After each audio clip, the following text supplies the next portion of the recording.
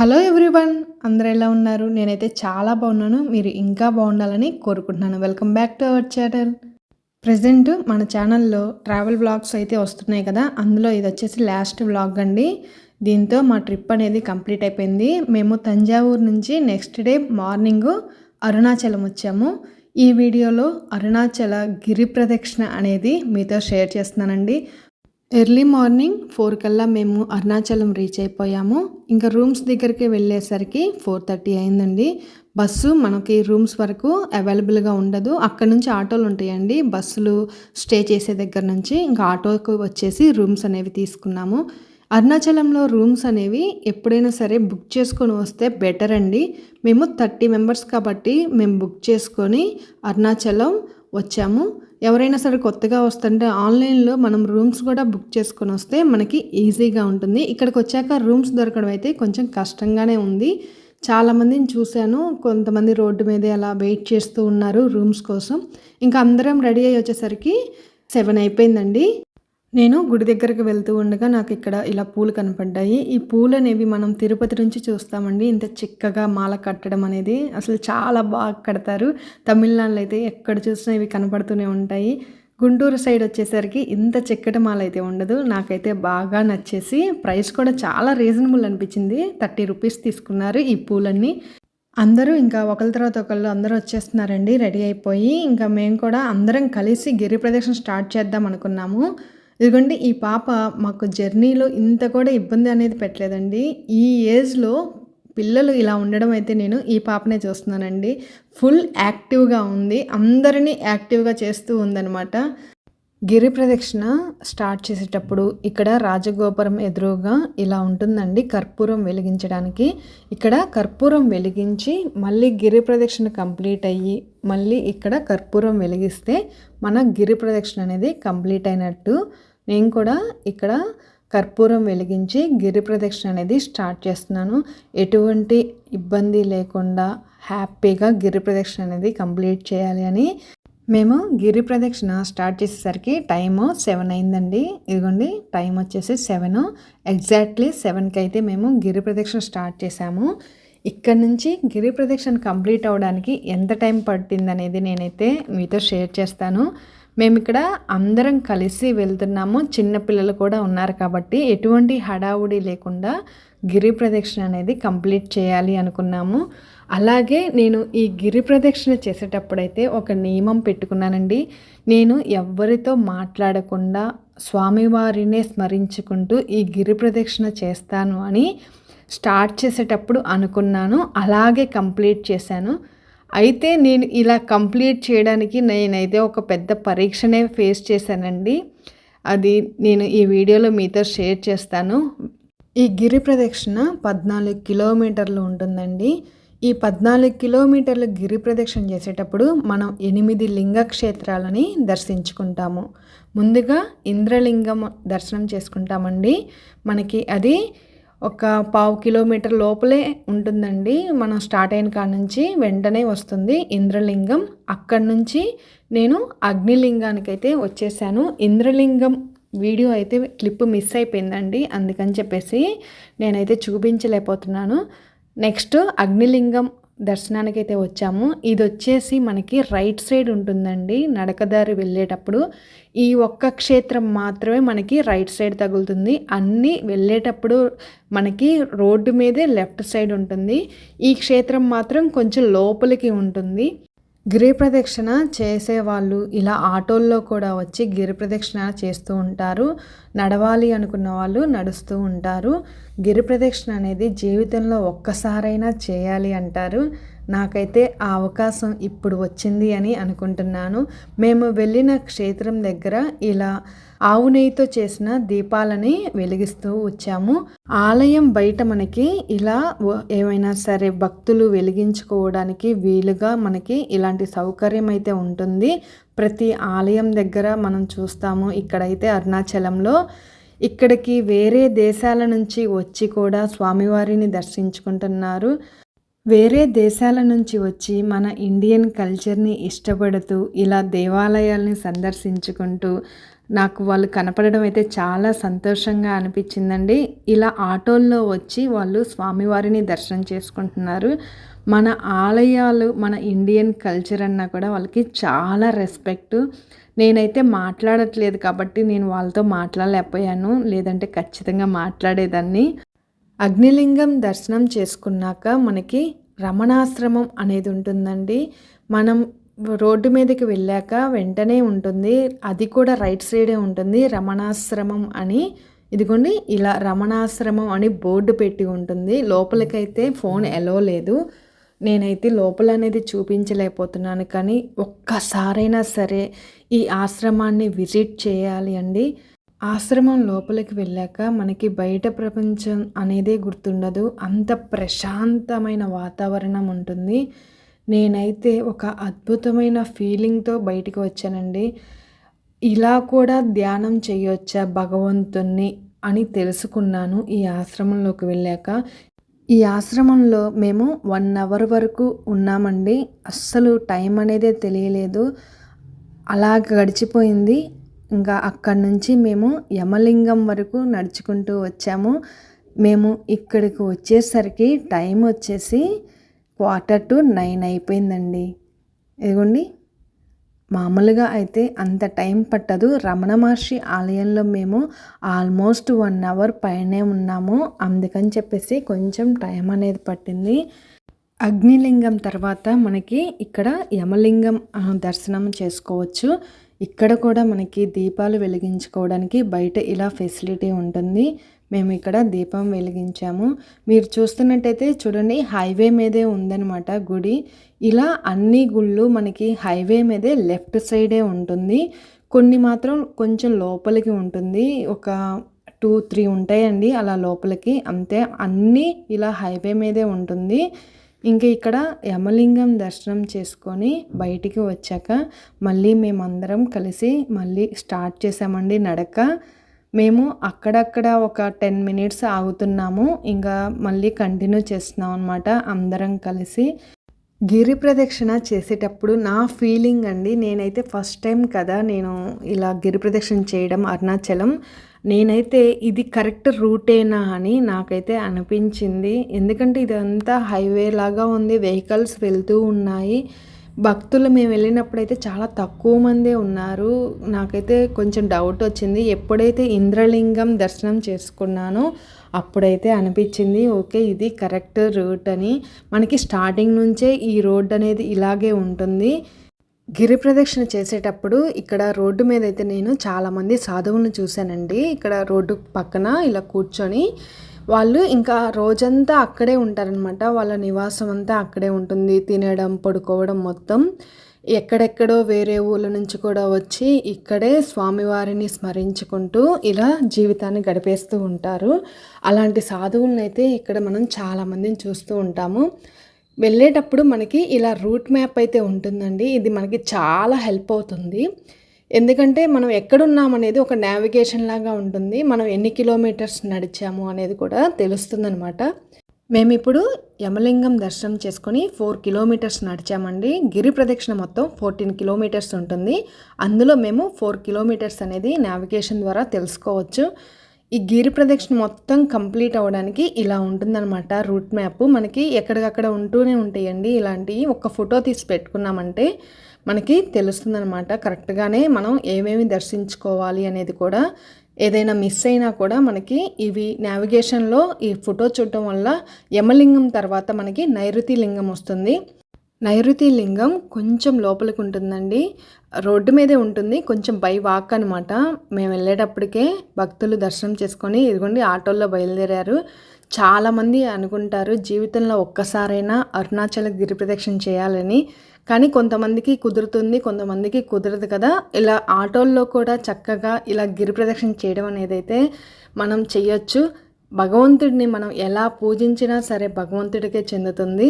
నేనైతే బాగా నమ్ముతానండి. మనం మనస్ఫూర్తిగా ఏ పనైనా సరే చేశామంటే ఖచ్చితంగా భగవంతుడు దాన్ని స్వీకరిస్తారు. నైరుతి లింగం వచ్చేసి ఇలా ఉంటుందండి వ్యూ పాయింట్.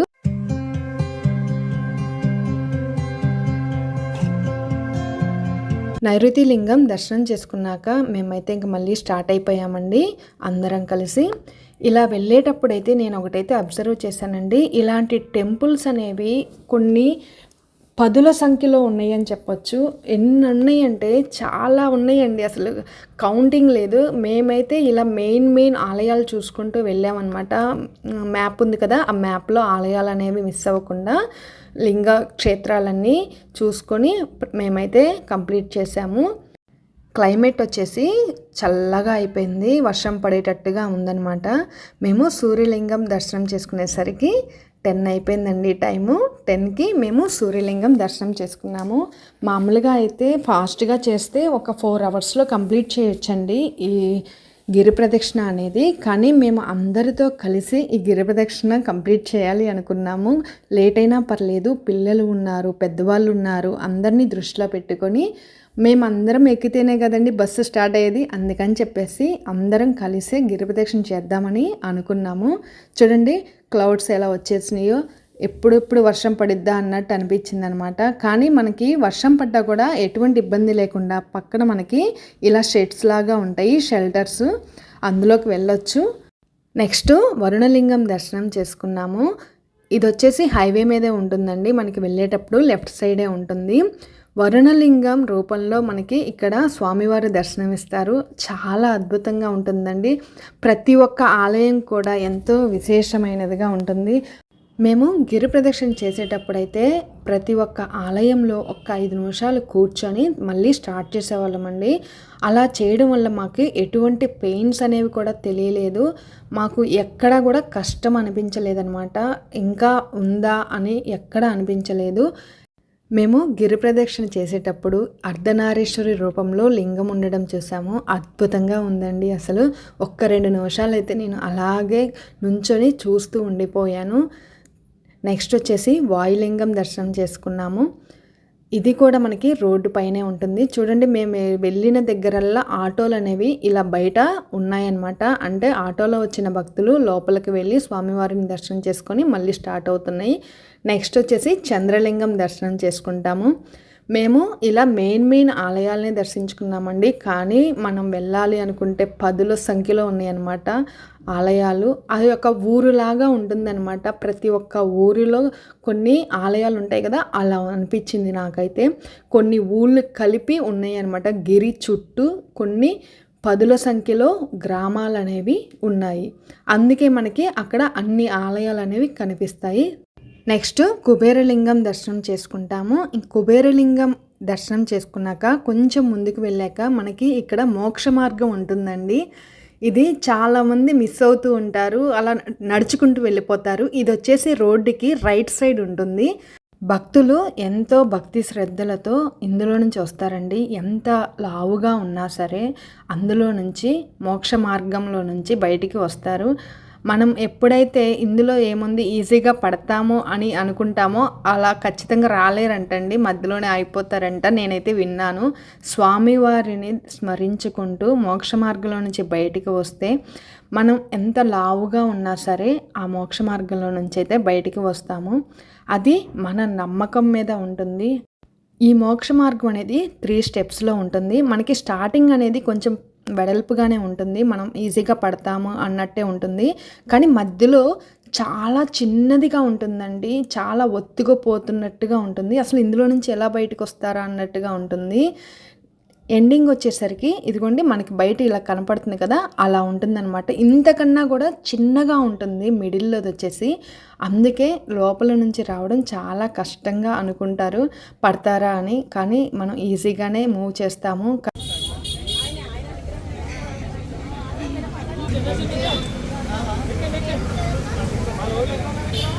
చూడు రామా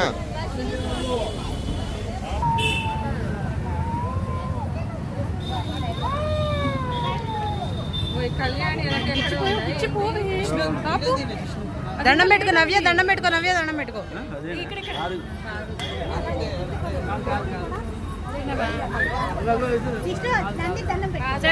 మోక్ష మార్గం దర్శనం చేసుకున్నాక ఇంకా వానైతే స్టార్ట్ అయిపోయిందండి. ఒక 5-10 నిమిషాలు పడింది.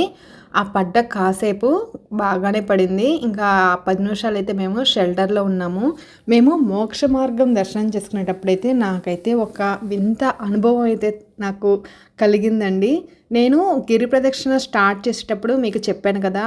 ఒక్క మాట కూడా మాట్లాడకుండా స్వామివారినే స్మరించుకుంటూ ఈ గిరి ప్రదక్షిణ పూర్తి చేయాలి అని. అయితే గిరి ప్రదక్షిణ చేసేటప్పుడు మోక్ష మార్గం దగ్గరకు వచ్చేసరికి మా బాబు మోక్ష మార్గం నుంచి బయటికి రాగానే ఇంక ముందుకి నడక అనేది స్టార్ట్ చేశారు. మా బాబుతో పాటు మా అక్క వాళ్ళ బాబు కూడా ఉన్నారు. అయితే మేము ఎవ్వరం గమనించలేదండి పిల్లలు అలా వెళ్ళారు అని. అందరం కలిసే వెళ్తున్నాం కదా, మేము వస్తున్నామని చెప్పేసి వాళ్ళైతే మూవ్ అయిపోయారు. నాకు ఒక్క క్షణం పిల్లలు కనపడబోయేసరికి అసలు ఏం చేయాలో అర్థం కాలేదు. అందరం ఇక్కడే ఉన్నాం, ఎక్కడ వెతకాలి? అప్పటి వరకు పక్కనే ఉన్నారు. ఎప్పుడూ ఇలా జరగలేదనమాట. నేనైతే ఏం చేయాలో అర్థం కాలేదు. ఇంక నేనైతే అందరిని వదిలేసి నడకైతే స్టార్ట్ చేశానండి. ఇంకొంచెం ముందుకు వెళ్తే కనపడతారు అని. అలా 2 కిలోమీటర్స్ వచ్చేసాను. అయినా కూడా నాకు కనపడలేదు. ఇంకా నేను మాట్లాడితేనే ఎవరికైనా కాల్ చేయాలి, ఎందుకంటే నాకు బ్యాక్ సైడ్ ఉన్నారు కదా, చిన్నపిల్లలేం కాదు. కానీ నాకైతే భయమేసింది, ఇక్కడ ఎక్కడైనా తప్పిపోయారని. మెయిన్గా వచ్చేసి ఈశాన్య లింగం ఉంటుంది, అక్కడికి వెళ్ళాలంటే పెద్ద సర్కిల్ ఉంటుందండి. ఎటు వెళ్ళాలో అర్థం కాదు మనకే. కానీ వాళ్ళు పిల్లలు ఎలా క్రాస్ చేశారు, ఏ వైపు వెళ్ళారా అని నాకైతే అనిపించింది. ఫైనల్గా పిల్లలైతే నాకు కాల్ చేశారు, మమ్మీ మేము గుళ్ళో ఉన్నాము అని. పెద్ద పిల్లలే అని చెప్పాను కదా, నేను టెన్షన్ పడతానని చెప్పి నాకు కాల్ చేసి చెప్పాడు. ఇంకా మేము రిలీఫ్గా అయిపోయామన్నమాట. ప్రశాంతంగా నడక అనేది కంప్లీట్ చేసాము. నేను అర్థం చేసుకున్నది ఏంటంటే, మనం ఏదైతే అనుకొని దీక్ష అనేది చేయాలనుకుంటే శివుడు ఇలా పరీక్ష పెడతాడు అని నాకు అనిపించింది. శివయ్య నన్ను ఇలా పరీక్షించారు అనిపించిందండి. అంతా అయిపోయాక ఆలోచిస్తే నిజంగానే నేను గిరి ప్రదక్షిణ స్టార్ట్ చేసేటప్పుడు అనుకున్నాను, అందరూ అన్నారు నువ్వు కంప్లీట్ చేయగలవా అని. కానీ నేను కంప్లీట్ చేయగలను అని గట్టిగా సంకల్పించుకొని నేనైతే గిరి ప్రదక్షిణ స్టార్ట్ చేశాను. ఎవరితో మాట్లాడకుండా గిరి ప్రదక్షిణ చేయడం అనేది చాలా కష్టమని కూడా అర్థమైందండి. శివయ్య పెట్టిన పరీక్షని నేనైతే పాస్ అయిపోయాను. నిజంగా శివయ్య పెట్టిన పరీక్ష కాకపోతే ఏంటండి, ఒక మిరాకిల్గా అనిపించింది. గుడి లోపలికి రావడం, పిల్లలు గుళ్ళో ఉండడం, మేము ఎక్కడో అక్కడ ఉండడం, నిజంగా చెప్పండి నాకైతే శివయ్య పెట్టిన పరీక్షనే అనుకుంటున్నాను. మేము ఇంకా గిరి ప్రదక్షిణ పూర్తి చేసి ఆలయం లోపలికి వచ్చాక పెద్ద వర్షం అయితే స్టార్ట్ అయిపోయిందండి. అప్పటి వరకు అస్సలు మధ్యలో ఒక 10 నిమిషాలు పడిందేమో, తర్వాత అనేది మళ్ళీ వర్షం పడలేదు. రోడ్లంతా తడిగా ఉన్నాయి. మళ్ళీ మేము ఆలయం లోపలికి వచ్చాక వర్షం అనేది స్టార్ట్ అయిపోయింది. స్వామివారే ఇలా మమ్మల్ని గిరి ప్రదక్షిణ పూర్తి చేపించారు అని అనుకున్నాము. ఆలయం వచ్చేసి మనకి ఇలా ఉంటుందన్నమాట. చూడండి, మనకి ఇక్కడ ఆలయం లోపలికి వెళ్ళేటప్పుడు ఆలయ నమూనా అనేది మనకి ఇలా బాక్స్లో ఉంటుంది. గర్భాలయం, అలాగే ద్వారాలు, వాకిళ్ళు ఎలా ఉంటుంది, తూర్పు, పడమర, ఉత్తరం, దక్షిణం 4 వైపులా రాజగోపురాలు అనేవి ఈ ఆలయానికి ఉంటాయి. మేము స్వామివారిని దర్శనం చేసుకోవడానికి అయితే లోపలికి వెళ్ళాము. లోపలికి వెళ్ళాక స్వామివారి దర్శనం అయితే అద్భుతంగా ఉందండి. అసలు మేము అప్పటి వరకు పడ్డ టెన్షను అంతా మర్చిపోయి స్వామివారి సన్నిధిలో అలానే స్వామివారిని చూస్తూ ఉండిపోయాను. అస్సలు తెలియలేదనమాట. పాజిటివ్ ఎనర్జీతో మన మైండ్ అంతా పీస్ఫుల్గా ఉంటుంది. అసలు ఏమీ గుర్తుకు రాదు మనకి. ఆలయంలో ఉన్నంతసేపు అంత ప్రశాంతంగా ఆలయంలో స్వామివారిని మనం దర్శించుకోవచ్చు. అరుణాచలంలో స్వామివారిని దర్శించుకోవాలని నేను ఎప్పటి నుంచో అనుకుంటున్నాను. ఫైనల్గా ఈరోజు నా కోరిక నెరవేరింది. సక్సెస్ఫుల్గా గిరి ప్రదక్షిణ కంప్లీట్ చేసి స్వామివారిని అయితే దర్శనం చేసుకున్నాను. చాలా సంతోషంగా అనిపించింది. స్వామివారిని దర్శనం చేసుకొని బయటికి వచ్చేసరికి టైము 2:00 అయింది. అందరికీ ఆకలిగా ఉందని చెప్పేసి మేమైతే ఇక్కడ ఆంధ్ర భోజనం మనకి దొరుకుతుంది. ఆంధ్ర స్టైల్ ఫుడ్ అనేది ఇక్కడైతే మనకి అవైలబుల్గా ఉంటుందండి. ఇది వచ్చేసి ఉడిపి హోటల్. ఇది వచ్చేసి మనకి స్టార్టింగ్ రాజగోపురం ఉంది కదా, అక్కడ నుంచి లెఫ్ట్ సైడ్ ఉంటుంది. ఒక 100 మీటర్స్ ఉంటుందండి డిస్టెన్స్. ఒక చిన్న గొంతులో ఉంటుంది. ఫుడ్ అయితే చాలా బాగుంది. గుడిలో కూడా అన్నదానం జరుగుతుంది. కానీ అందరికీ లైట్గా తినాలని అనిపించింది అనమాట. ఉదయం నుంచి ఏమీ తినకుండా ఉన్న వాళ్ళు కూడా ఉన్నారు కదా, ఇంకా ఆంధ్ర భోజనం దొరుకుతుంది ఇక్కడైతే అని చెప్పేసి మేమైతే ఈ హోటల్ని అయితే విజిట్ చేసాము. చాలా బాగుందండి ఫుడ్. మీరు కనుక అరుణాచలం వెళ్తే ఒక్కసారి ట్రై చేయండి. ఆంధ్ర స్టైల్ ఫుడ్ కనుక కావాలి అనుకుంటే ఈ హోటల్లో అయితే ఒక్కసారి చూడండి. నాకైతే ఫుడ్ బాగా నచ్చింది, అందుకే మీకు కూడా చెప్తున్నాను. ఇంకా నేనైతే రవ్వ దోశ ఆర్డర్ ఇచ్చి తీసుకున్నాను. నెక్స్ట్ వచ్చేసి కాఫీ తాగుతున్నానండి. నాకు కాఫీ తాగితే చాలా రిలీఫ్గా ఉంటుంది. అది డేకి ఒక్కసారి తాగుతాను. ఉదయం నుంచి నేను కాఫీ తాగలేదనమాట. ఇంకా నేను టిఫిన్ చేశాక కాఫీ కూడా తాగేస్తున్నాను. ఇంకా ఇక్కడ దర్శనం అయిపోయి మేమైతే మహాలక్ష్మి ఆలయం గోల్డెన్ టెంపుల్ ఉంది కదండి, అక్కడికైతే బయలుదేరాము. ఈరోజు అరుణాచలం గోల్డెన్ టెంపుల్ కవర్ చేసామన్నమాట. 3rd డే ట్రిప్ అయితే చాలా బాగా జరిగిందండి. గోల్డెన్ టెంపుల్లోకి కెమెరా అనేది ఎలో లేదు, ఫోన్ కానీ కెమెరా కానీ అస్సలు ఎలో లేదండి. మేము ఇంకా అన్నీ బస్సులోనే పెట్టి వెళ్ళామన్నమాట అమ్మవారి దర్శనానికి.